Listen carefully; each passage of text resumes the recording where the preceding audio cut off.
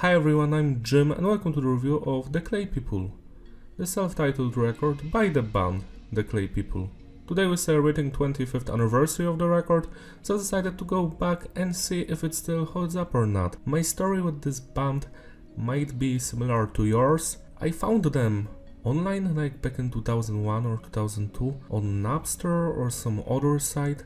The song Awake. It might have been under a different band's name, back then people would just release some song and then claim it's Slipknot, Linkin Park, Limp Bizkit, stuff like that. So I think that's how I found Awake. And years later, in 2008, I finally found what the real band's name was and the song title. I've checked out their entire discography and I've been their fan ever since. The production is tight, it's clean but heavy, no loudness or no clipping, just the way I like it. I really enjoy the snare sound on this record. Message is diverse, songs are mostly about personal struggles, addictions, romance, stuff like that. Structure of the tracks is basic, standard intro, verse, chorus, bridge, chorus, outro, and music is a mix of nu metal with industrial metal. But what's interesting here is the fact that this is the most nu metalish record by this band.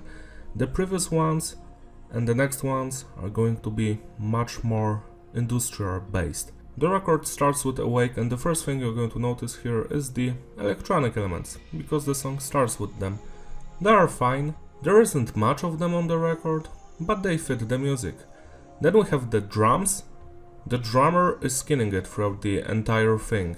His sense of groove and precision is outstanding, and I truly enjoy the drum fills on this record, especially on this song. Then we have the bass. It's audible.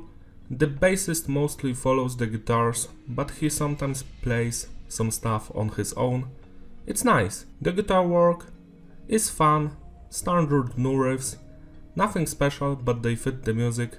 Sometimes the guitars are much more melodic and atmospheric, but we usually stay in that crunchy riff style.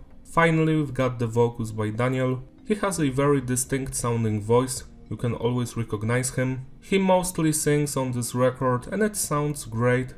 On this song, Awake, he also screams. I wish there was more screaming on this record.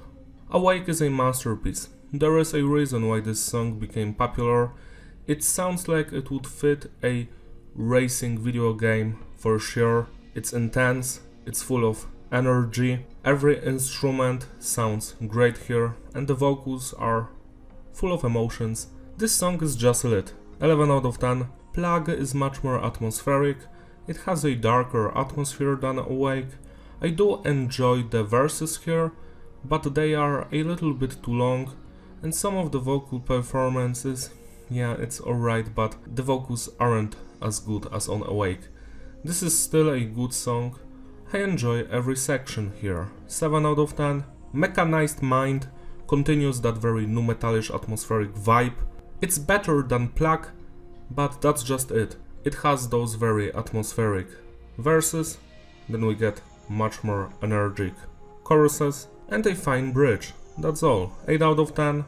Now this one is also similar to the previous songs, but I feel like it has more energy. It's a damn fine song, could have been better. It is what it is. 9 out of 10. Car Bomb, Am I Human? Now this one isn't as good as Calling Spaceship. It's kinda similar to Mechanized Mind, but it's much more energetic and upbeat. Still a fine song. 8 out of 10. Fade Away. Now this one goes back to those atmospheric vibey moments. It's much more slower, it makes you think. I truly enjoyed the chorus here. It's a great song. 8 out of 10. Reagan Girls. This track brings back the energy. It's upbeat, it's much faster, it's straight to the point. I enjoyed the guitar riffs here the most. 8 out of 10. Dying to Be You is my third favorite song here. I just love the dark atmosphere it has. The vibe is just immaculate. The bass work, beautiful. The guitars and the drums as well. The vocals are actually perfect here. This is a classic song. Don't miss out on it. 10 out of 10. Fred, now this is my second favorite song. I just love the intensity when it comes to the vocals, the atmosphere. It's a very similar song to the previous one, yet it has its own identity. I highly recommend listening to this one. 10 out of 10. And the final two songs, Ghost Wishing and Who Am I? Ghost Wishing is the weakest track on the record. It kinda sounds like a filler song. There's nothing special about it. Every song before this one was better. Is it a bad song? Nope. It's just fine. 6 out of 10. Who Am I?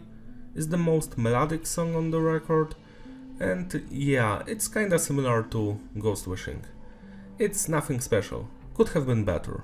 6 out of 10. To sum it all up, the consistency is stable and the flow is fitting. Replayability, yeah, it's a great record. I enjoy almost everything here. The final two songs could have been cut from the record. I feel like this way the record would be much better, a more focused experience, because it's already over 40 minutes long. Besides that, there's nothing wrong with this music. Some of the vocal lines are not for me, but I love the instrumental work here, the electronic elements, the guitars, the bass, the drums. It has soul, and that's what matters. Celebrate the anniversary by spinning this record today.